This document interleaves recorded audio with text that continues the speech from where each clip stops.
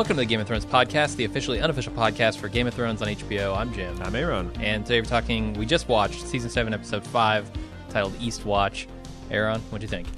Eastwatch gets a fucking Clockwork Castle. Casterly Rock doesn't get a Clockwork Castle. Highgarden doesn't get a fucking Eastwatch by the Sea gets one. Maybe it's going to be more important in those places. I do think it's probably more crucial to the show watcher that they get that piece of geography right, or kind of like the visualization of the location. I thought it was good. I can see the things that the people that are going to hate this episode are going to hate about it. And like I share some of the concerns. Like there's like some just really loosey goosey stuff happening. Yeah. With people's motivations and trying to get things maneuvered into the final scene, and it was pretty. I thought it was pretty distracting at times. I felt like I was getting the cliff notes or like the weird. It's movie's 3 hours and it's on ABC Sunday night, and it's 3 hours with commercials, so they've cut stuff out, but you're not sure what. Right, or it's the Dark Tower and they're trying to do it in an hour and a half. There you go. It felt very sketchy in places. It totally did. I think this also, I enjoyed this episode a lot, but this is the first time I think that the shortcuts they're taking with everything have started to get to me. Yeah. I feel this is the first time I felt like, man, I wish they would have just done a season 9. Yeah. Like, I don't necessarily want all of these shortcuts. Like, I thought, in particular, that Jaime Tyrion scene should have been a little bit longer, and we should have seen why Jaime was convinced, why Jaime would ever listen to this guy who killed their father. Yeah. They really don't go there. They just simply have him tear up and say, "Do you think I wanted to be born like this? No. Now listen to me." Yeah, I think that scene needed to breathe, and it's just some of the stuff in the staging, like. I think it's they did such a great job of showing where on the battlefield everything was happening last week that this week when Bronn and Jaime are like 3 miles from the battle. Yeah, it's the vicious undertow there. I guess that current. like it's just like wow, and the only seeming answer is because they needed it to be like if Jaime and Bronn had been captured along with all the other troops. It'd have been game over. They'd have been burnt to death, or they'd have been to knee, and they're not ready for that. So we needed this magic undertow to carry them away. It's that kind of stuff. It's and then the heist scene, like where George Clooney and Brad Pitt and all his goons are standing around planning their heist. Like, how are we going to get Cersei to believe us? Well, I've got this skill. Oh, you've got that skill. I've got this skill. Yeah. Maybe we can all come together and open the bank vault. Yeah, and then so I there's a couple things like there's the things I don't know if are working or not because I thought Arya was a little strong on Sansa, with the whole well, you're just wanting as soon as Jon turns his back or drops his dick, you're going to be all over him. Kind of surprised me, given their relationship, like that I thought it was sort of cordial last episode. Yeah, it felt like they were reverting right back to their archetypes from before. And then what it seems, what I feel like is happening is Littlefinger is using this note, which is the one that Sansa was coerced to write back to Winterfell when Ned was in, he's a traitor and he tried to betray King Joffrey and all this. The Littlefinger, you expect it to be something incriminating to him. This is incriminating to Sansa. Because out of context, Arya reading it, we were pissed off as show watchers, the fact that she was just ready to carry the Lannister water like this. And again, clearly she's coerced and she's paid the price for it, but it's going to look bad to Arya. Now, the thing is, that's what the showrunners want us to think. But when I see it, I'm like, this has been several years. Arya has gotten a lot wiser.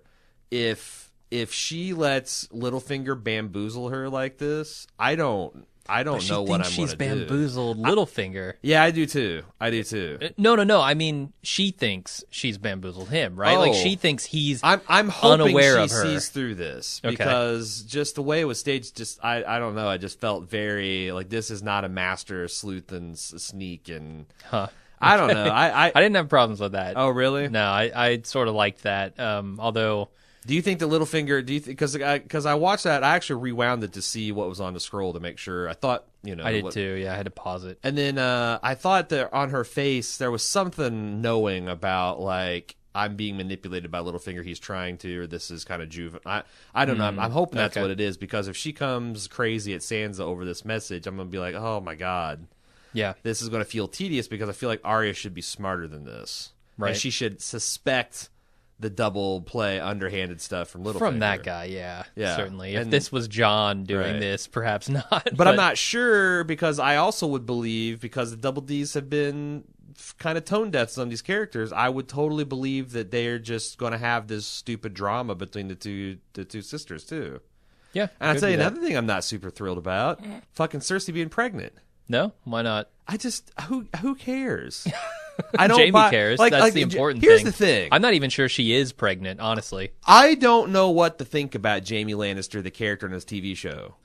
I have, like, I truly don't know what the hell is going on in his mind in any 1 minute. And I'm not getting enough. I'm not getting enough of him actually talking and speaking his actual mind. But because is like when he tears up, is like, is he really happy about being an acknowledged father? Like, it seems like it. I don't know about the acknowledgement part. I think he's happy to have another son with Cersei, or a daughter with Cersei, either one. Yeah, another child with Cersei. I just don't. I don't know. I mean, he's clearly different from the books. He's a very different person from the books, but I don't go in, I guess, with that baggage, so I don't really see it as much of a problem. Well, I mean, that's the thing. Maybe it is the because I think that some of this stuff is just kind of I think the way he's being written is something you don't have to have be steeped in the books to kind of be like, I don't know if this feels authentic anymore, or like I don't know like what I'm supposed to be thinking about this guy. Is he in love with Cersei? He's afraid of Cersei? Is he wary about Cersei? Like, yeah, I'm waiting for the breaking point, honestly. Right, and I've been waiting, and I feel like I can't wait too much longer. I don't think he can either. Yeah, there's a lot of stuff that I do like about this episode, though. I guess. I'm just probably going to jump around a lot, but I guess Sam is just the guy who steals things and leaves now. Right. Like swords, scrolls. Right. He's got it all. Right. I think there's going to be a lot of people pissed off that he stole his father's sword, and there's nothing to do about it. Yeah. There's nothing going to come of it. There's nothing. Not yet. Right. I don't know. I didn't see him tuck it away in that cart. Well, I'm just saying that, like, sure it's with him. His mom's not going to ride up and demand it from him. No, I'm just saying that, like, there was no comeuppance or any kind of like character moment. It hasn't even been acknowledged that was something that was done by Sam. Yeah. I also like. Here's the thing, like the thing where Gilly is reading fucking Prince Rhaegar's annulment from Princess Elia. I'm telling you, it's this fucking close. Yeah. It's this fucking close. And Sam dismisses it immediately as... Right, or not even dismisses it, but just doesn't listen to it. Yeah. Because it's mixed in with 15,000 shits. Yeah. Yeah, I'm like, this is almost... this is like waving a red cape in front of a bull. Yeah. Like, I don't know how they thought it was going to be taken, but it feels like... It feels a little bit like mockery. One part that was a little... I mean, it was obviously fan servicey. I was going to say the Gendry stuff. Yeah. I didn't have a problem with that. I didn't either. I thought it was a nice wink to all the people who are in the inside. I think there's a fine line with like wink, oh, we're all in this together, and wink, like we know something you don't know, and fuck all, like that. Yeah. It just felt a little like it's a fine point between fan service and winks and poking fun and not respecting your fan base's time and attention. And I feel like there's a couple places, I don't think it's intentional. I just feel like they continue to be a bit tone deaf about this kind of stuff. And they also have Jon petting the dragon in this episode, which reinforces that idea. Yep, the fact that he's got some kind of special Targaryen blood. Probably like Tyrion, because Tyrion did the same damn... I mean, so now are they like openly wanting us to... They're dragon riders, I guess. I mean, that's... 3 of them. It seems like that there's 3 people who have petted the dragons and lived. Daenerys, Jon, and Tyrion. Yeah. I don't know. Also, seems like that really impressed the hell out of Dany. I don't know what she wanted to get out of charging John with Drogon. But I'm not even sure she saw it with his giant head in the way. Yeah, I was because what is going on down there, John? What's happening? I thought that Dany POV where she's like literally trying to get around his neck frills to see what the hell. Oh, he's your pet. I wouldn't go with the nose. Yeah, he doesn't like a hand inside his nostril. He's tolerating it because he likes you, but I can't even. That's really imagine. A dragon faux pas. Like in battle too. Yeah, that head's just going to be bobbing everywhere. You're not going to be able to see a damn thing. And when it belches flame, forget about it. Right. Forget about it. You need welding goggles to steer this guy. Make sure you got a clear view before you shout Dracarys. Can I say that I didn't have a real problem with Dany roasting Dickon and Randall Tarley? Oh, like Tyrion? Like they wanted this to be some monstrous thing, and I'm like, well, she says, "Kneel, you shits." Yeah. Or die. Mm-hmm. Like I don't know. I thought Tyrion was the outrage that he felt was a little out of proportion to what actually Yeah, I think it's happened. That he sees the potential writing on the wall here with Dany. I think that's the thing he's worried about, right? Like, okay, this wasn't the step too far, but he sees that step too far coming. But these aren't traded. These like everything that I saw more evidence that maybe she was bloodthirsty in the previous episode than this one, because holding the commanders of the men who will not recant their views responsible. Yeah. Like if they got some sweetheart golden handcuffs deal, then that would be again more stuff that's more of the same. I felt like they didn't do a very good job of getting me on the side of like Tyrion of like, oh man, she's a slippery slope towards this Mad Queen business. I didn't feel it. I felt like she was entirely in control. There was no like anger or malice. Yeah, it's almost like they're setting up her to be the antithesis of Sansa's view, right? Yeah, of like, Arya's encouraging her. You got to bring the hammer down, the great hammer, on somebody's head. Yeah. And she's like, that's not how you get people to work together. Yeah. So, in as much as we believe that, I guess we have to believe that what Dany is doing is not, at the very least, not very smart for the cooperation of everyone in Westeros. Yeah, I guess. But I'm with you. It's not. I was not super bothered by it, whereas Tyrion seems to think it's like close to the last straw. Yeah. I mean, I guess like, is getting roasted because like if they were beheaded, because it seemed like he was upset that they were going to get killed at all. Mm-hmm. But what are you going to do? I guess I don't know what you do when you've got a noble. It's such a weird situation because in the books, like if you like Jaime gets captured, you try to ransom him to Tywin, or you exchange some hostages or whatever. But when you take the heads of a house who are probably the de facto lords paramount, like who the fuck do you? Cersei? You go to Cersei to try to like. Yeah, but that seems like Dany's like, I don't want to do that. I don't want to take prisoners. Like this join me or die business has got me here. I'm going to dance with it until it stops working, and it continues to work. And then I tell you what, that scene of like all the Lannisters bowing before Drogon on that hill, like it's something out of Night of Bald Mountain, was awesome. Yeah, no, the thing that I really noticed about this episode is they seem to have disregarded like any concern about the cost of something at this point. Like they want to show an awesome scene. The only thing that's too expensive to render is Ghost. right. He's Drogon up there. Can get his 30-second money shot on Dragon Hill, as it will be called forevermore. Right. No, but I'm loving like the special effects, the stuff with Bran flying all those ravens up north to get the look on the White Walkers. Did you get so? Why do you think that they were showing like the different eyes of the ravens going milky on and off, on and off? Oh, were they? I didn't notice it. I got the idea that they were trying to suggest that Bran was simultaneously warg, but you can't like simultaneously warg, that he was essentially revolving through this entire flock of crows. Why would he do that?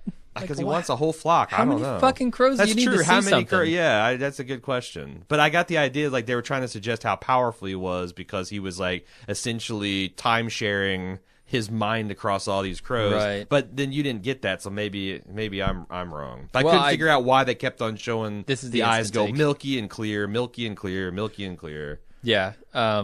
I actually missed the first time through where the hell John was going, so that's the nature of the instant take. Yeah.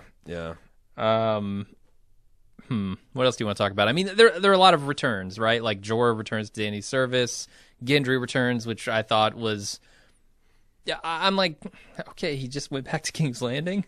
Okay, I guess so. I mean, it actually that works. The logic, they made sense. I like the fact they made the Great Hammer. When he pulled out the Great Hammer, that was awesome. Yeah. When he's got, and it makes so much sense, the fact that Bobby B, Robert Baratheon, is famous for his Warhammer and just crushing fools to death with it. And we never got to see it because Robert was old and fat. We never got to see it, and this guy has been, he's a bastard-born son of the king, but he's a blacksmith, so he's hammering all day, every day, building up them hammer muscles. So, when he's got, it's like, I'm never much good sword. I know this. And then I also thought it was really cool that the fact that they showed him caving those gold cloaks face in with a little bit of fancy twirling and riposte. I thought that was pretty good. That was awesome. And I really love that scene with Davos where he's trying to bribe these guys away, and he does it. It works. He's awesome. Yeah, and then Tyrion fucking walks up. God damn it, Tyrion. Davos is the Han Solo of this show, right? I he think was so. Super, even though he's like, I'm a smuggler, not a fighter. Like he was really, he was just really cool in this episode. Like deftly. Navigating Flea Bottom, paying off to guards, he's got the gift of gab. I like how he was like, what did you, speaking of rush moments, I thought Gendry meeting Jon, where it made Gendry seem a little desperate and cringy to be like, our dads were best buds, we should be best buds. It's like a weird funhouse version of Theon, like, whoa, pump the brakes, kid. Yeah, that I felt like maybe the actor went a little too intense. But, with his eyes and his breathing. There's a director there to be like, pull it back. Yeah.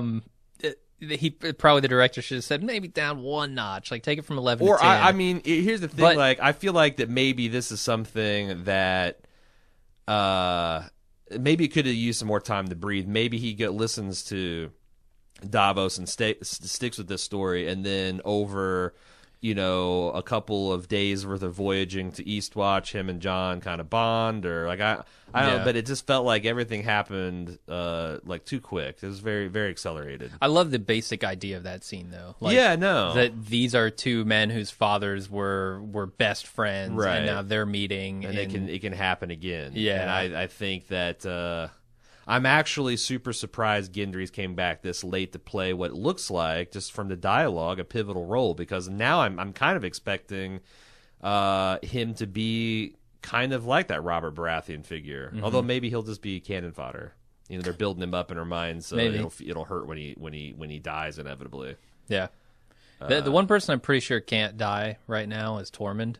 Yeah. Because we literally have no other connection to the wildlings at all. And if he goes, in my mind, the wildlings go. Yeah, did you notice there's the big seven, and then there's there's 4 or 5 red shirts that don't even make it out of the tunnel before they pan off of them onto the It's kind of like, it'd be like Lord of the Rings, it's like Gandalf and Aragorn and Legolas and Boromir and Gimli, and then those fucking hobbits. Right. It's like the music turns into kazoo, and they just fast forward through the hobbits.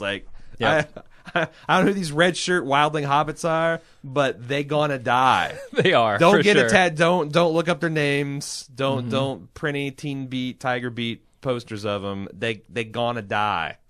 Yeah, and I guess I don't need a production leak to tell me these dudes that do not get names on their credits, they're going to die. Oh, for sure. I mean, no lines. They hardly got their faces on screen. Blurry. And Tormund's like, we've got we're prototyping this new armor. We've dyed it red because reasons. And that's going. Speaking of armor colors, I'm really, really glad that Jorah got the all black everything memo before he showed up with Dany. Yeah. Because he showed up in all black. Let me say, I have one more thing to say about this episode. Okay. And then I'm done. Okay. We'll see what you got left over. It was surprisingly anticlimactic for me. I expected with a name like Eastwatch that we were going to see some shit go down at Eastwatch. We saw. And I kept looking at the clock going, there's 10 minutes left. Maybe the last 10 minutes will all be battle. And I just kept looking until there was no more episode, and I'm like, fuck. That was a letdown. I think they've done so I don't know why they did this, but they sure built up a lot of expectation that every episode is going to be like a Blackwater Battle of the Bastards style epic. And there's been certainly 2 episodes that's had that energy to it, but I mean, it's completely natural after you have a bonkers episode like last week that you have to kind of take your breath and get reloaded, and it's very hard to maintain. There's very few things like Mad Max Fury Road, the John Wicks, the Fast and the Furiouses. It's very hard to maintain that kind of over the top action, and certainly when you do it, the story suffers because all those things have in common very basic. Right. This thing happens over here. Hero goes over there, kills everybody in the room. Something over here happens. Like there's very little plot beyond. But we're doing that already anyway. Yeah. So at least give me that 15-minute scene of badassdom. Right. Yeah. I mean, I guess it's so weird because yes, it is a little anticlimactic, but also I felt like it was still oddly rushed. Like the thing with the Maester sitting there and arguing over that, and like the fact that Sam is just a fresh acolyte, and he's going to like at the big table just going to interject. Yeah, and that didn't feel right. Yeah, I think if he hadn't cured Jorah, I would be calling total bullshit on that. But right, the one Maester there has respect for him at least. That's what I'm saying. Yeah, and but like I don't know. It seems like he's pushing it pretty hot. Also, what do you make of this plan to capture a white and bring it down south? I think this is the stupidest thing I've ever heard. Doesn't it sound like why? Yeah. If I don't understand why Danny and John just don't take Drogo up there and be like, "Do you see this hundreds of thousands of dead men marching deal?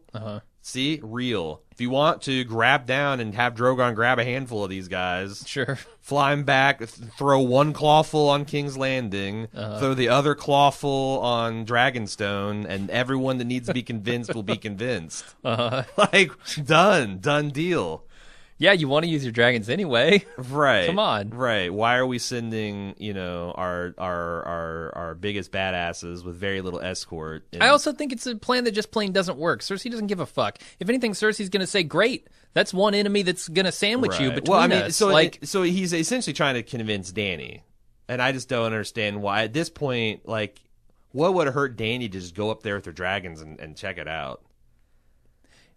Wait, he's trying to convince Cersei, I thought. I think it's because Dany... Then what's the whole mission with Tyrion to Jaime and Jaime going to Cersei and saying... No, he's... Okay, there's 2 things happening here. Okay. One is that Dany's trying to be like, hey, let's sign this armistice, this ceasefire, so we can all jointly face this army up north. But I don't know. I felt like that... getting the proof was as much for Dany as it is for Cersei at this point. I just don't think it's going to work. Yeah. Like, I mean, sure, it'll work. It maybe will work for Dany, but I feel like that's the worst thing that could happen to Dany is her to be convinced and Cersei to not give a shit. Yeah. Because then Cersei holds up in the castle and waits for Dany's armies to get slaughtered, for the Dothraki who fight for sport to get slaughtered by the White Walkers. Mm-hmm.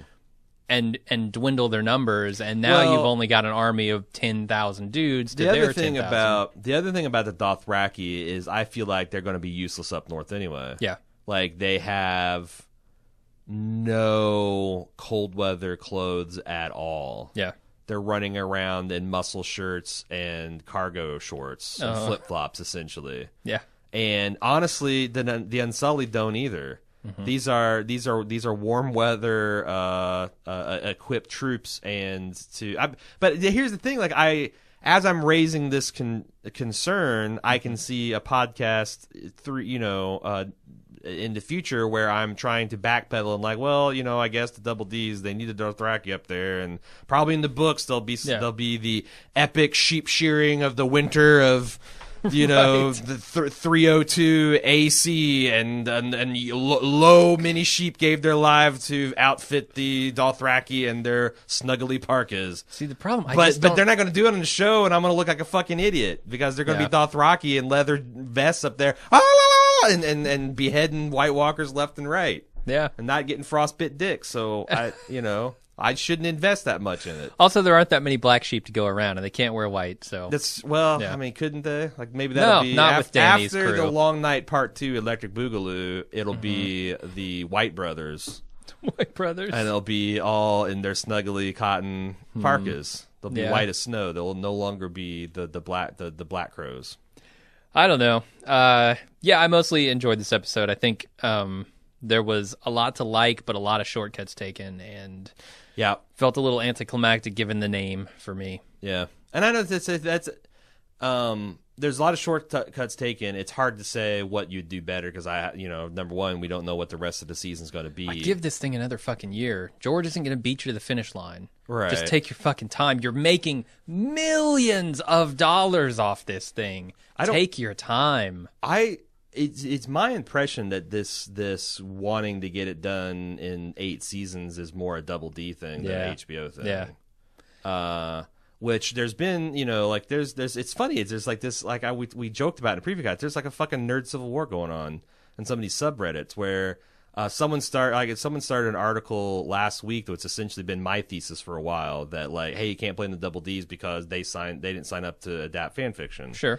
And like people were fucking up in arms about like, well, nobody's making them like do the rush job now, and it's not it's like George didn't put a gun to their head and say you got to get this out in 7 or 8 seasons. Like this is but on the other hand, like they're professionals. They're given a decade of their professional life to getting this thing done. I would ask those this people. This thing started in 2007, securing the rights and getting how many years do you want to work on something before as a creative person before you want to go and tell this tale of America if the fucking South won the Civil War? I don't know. That makes me immediately not want to reverse my defense of them. But I mean, you got to ask yourself: have you ever had a job that you were less than satisfied with after a certain amount of time? Every job when you started is exciting and new. They change the requirements on you, right? Like, it's like your first day, hey, just adapt this work, and the next day it's like, okay, write a couple paragraphs. And you're gonna have to pretty much come up with the final 2 seasons by here's 6 bullet points. Right. Hodor dies. Danny Gendry plus John returns. forever, with a heart and kissy faces. Missandei and Grey Worm ? And Cersei's pregnant. Yeah. Finish the story. Jesus, that sounds frightening. Terrifying. Yeah. But what are you going to do? You gotta pick yourself up from the mud of the Blackwater.